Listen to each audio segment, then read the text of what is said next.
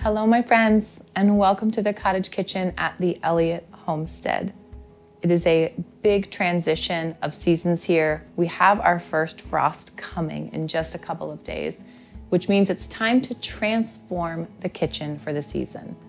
Now, we don't need a big budget for this. We don't need elaborate themed decorations, but rather we just sort of need a desire to welcome the space into the next season. The way that we use our kitchen in this coming season changes. We do a lot of fires over in our fireplace because this room gets so cold this time of year. We also need to bring back curtains onto the windows so that we can protect some of that cold from coming in. And we just want to bring in all of that beautiful produce, the last of the flowers. Now, instead of eating out of the gardens, we're going to be eating from the root cellar a lot more, which means that I begin to bring out bowls and baskets of potatoes and onions and garlic and all those beautiful foods that we worked so hard putting up for the season. So come along with me and let's transform this space for autumn. During the autumn, we spend a lot less time outside eating and a lot more time inside, which means our little kitchen table here takes a lot of wear. So once a week, I come through with straight coconut oil and I just use a paper towel to kind of condition it a bit. It keeps it nice and hydrated. Really simple. The temptation is always to use a ton, but you don't need very much, just enough to kind of keep the top surface hydrated, and then it'll soak in. And over time, that hydration begins to build, and you end up with a really healthy table that will last a very long time.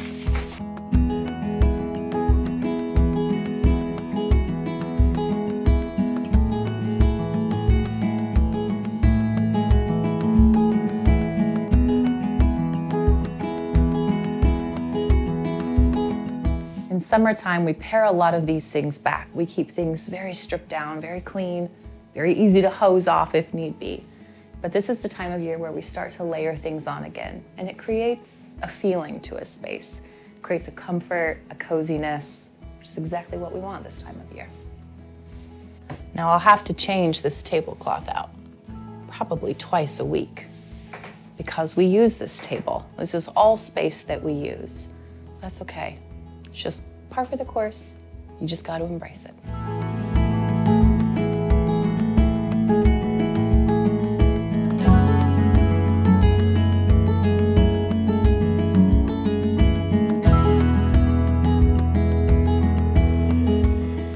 In the summertime, a lot of times, these windows are bare. They're just open and the sunlight pours in and it's beautiful.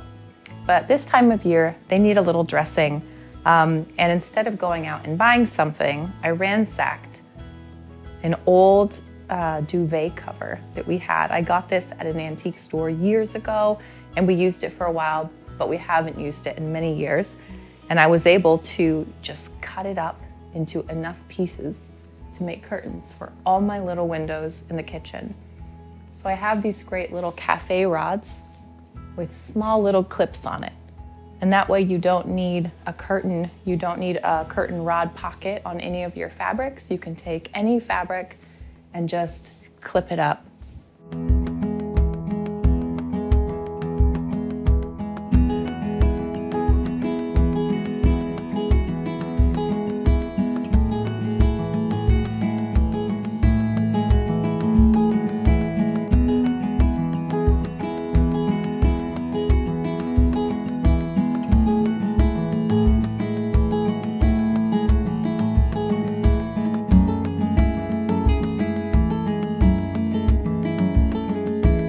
Kamikoto is the sponsor of this video here on the Elliott Homestead, and once again, we are so excited to get to share this wonderful company with you.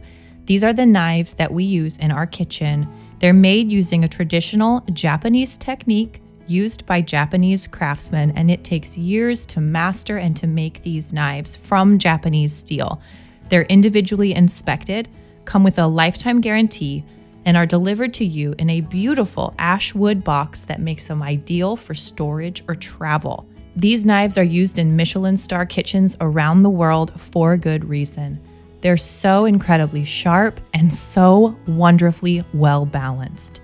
Kamikoto has been kind enough to offer Elliott Homestead viewers a discount.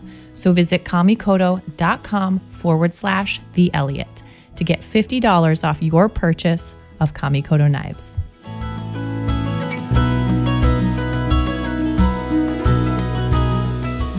When we came back from Italy a couple of months ago, we had actually bought a second suitcase while we were there to haul these beautiful little handmade lights back.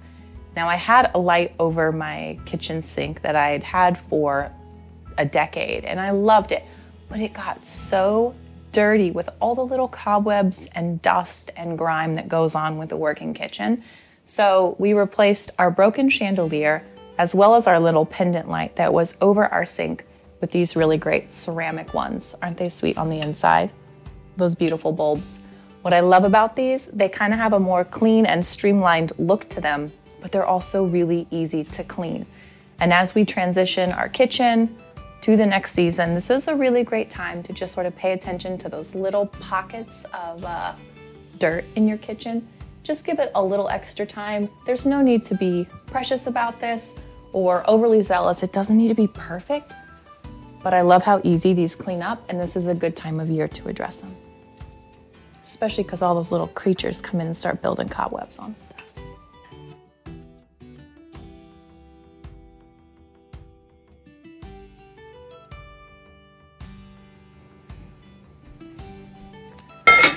So we have our new little window dressings up, and we've cleaned our lights, and we've set our table. Now is the perfect time to make something that makes everybody happy, which is a gorgeous spiced chai. My kids are going to be coming home from homeschool co-op in just a couple of hours. This is one of their favorite after-school treats because I mix it with whole milk and maple syrup, and I froth it, and it's delicious. This is one of the easiest ways to transform your kitchen with good seasonal smells. I make my chai by simmering all these gorgeous spices in some water.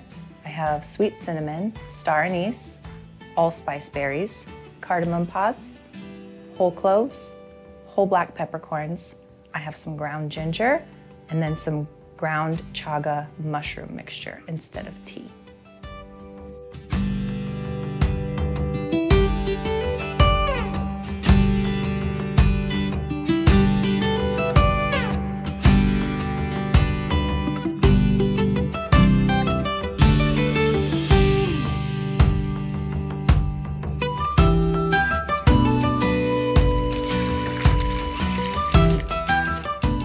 This makes a really beautiful chai concentrate that I will cut about 50% with whole milk, or you could also cut it with additional water if you'd like. Delicious.